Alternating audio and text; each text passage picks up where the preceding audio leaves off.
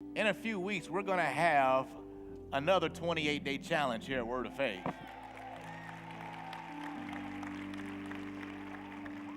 Did anybody enjoy our first 28-day challenge about 6 months ago? Amen. During that challenge, of course, we talked about the elements of the future God has for everybody.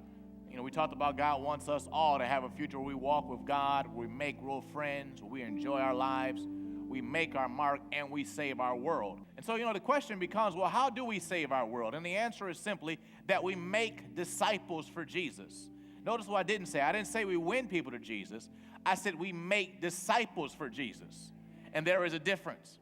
You see, if you win a soul, you save a life. But if you make a disciple, you save their world. And if we make disciples together, we do this together, we'll save our world.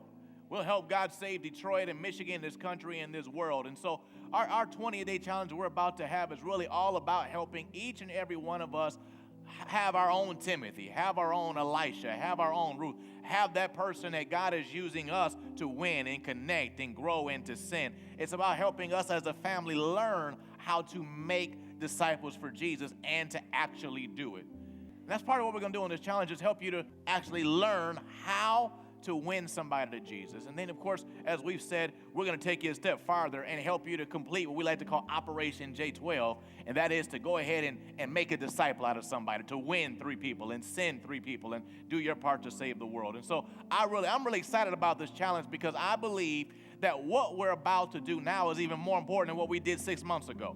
What we're going to do is create 100,000 strong here in Metro Detroit that God's going to use to not only impact this area, but this state and this world. So are you with me on this challenge?